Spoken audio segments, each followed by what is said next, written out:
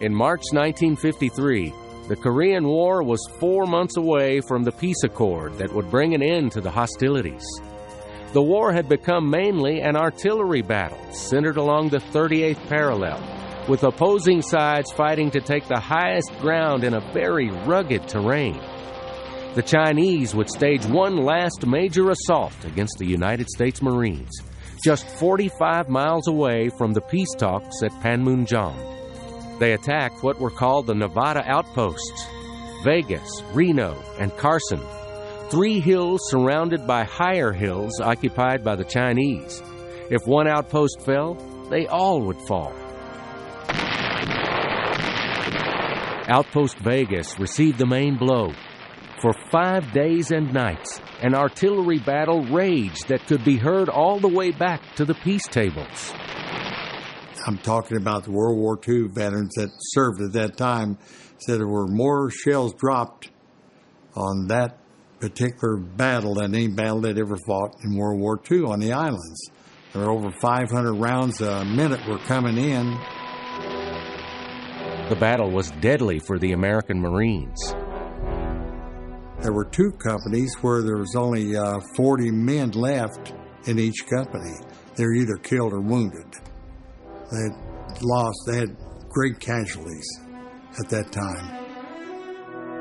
These ridges were so steep that a special method was devised for removing the wounded.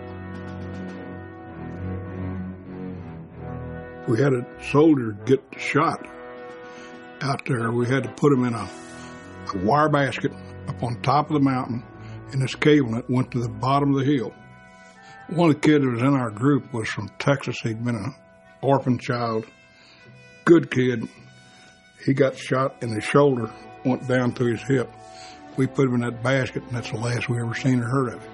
You never knew what happened to them. These steep ridges presented another major obstacle to the troops, restocking their supply of shells for the guns.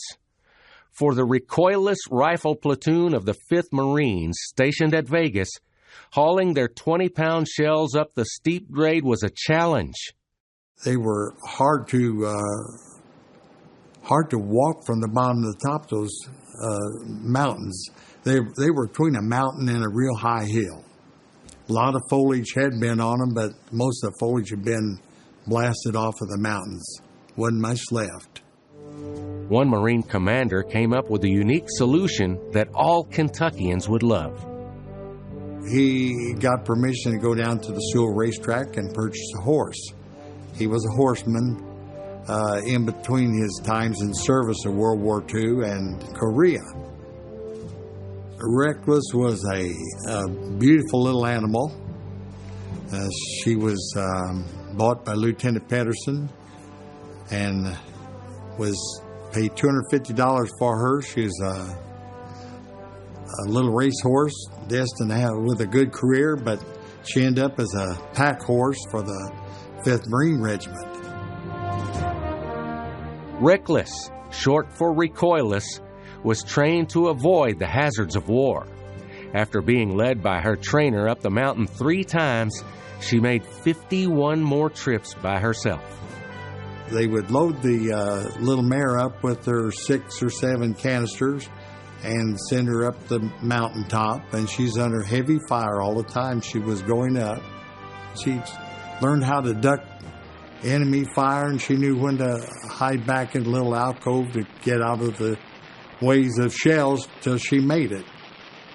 And on the trip back down the mountain, Reckless would carry wounded Marines to safety.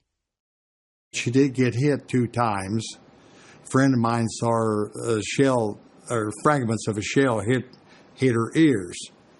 And, of course, someone in the unit stitched her ears up for her. For the soldiers, it was an inspiration that seemed miraculous. We don't know how she made it. The good Lord took care of her, I guess. This brave little mare was loved by the Marines.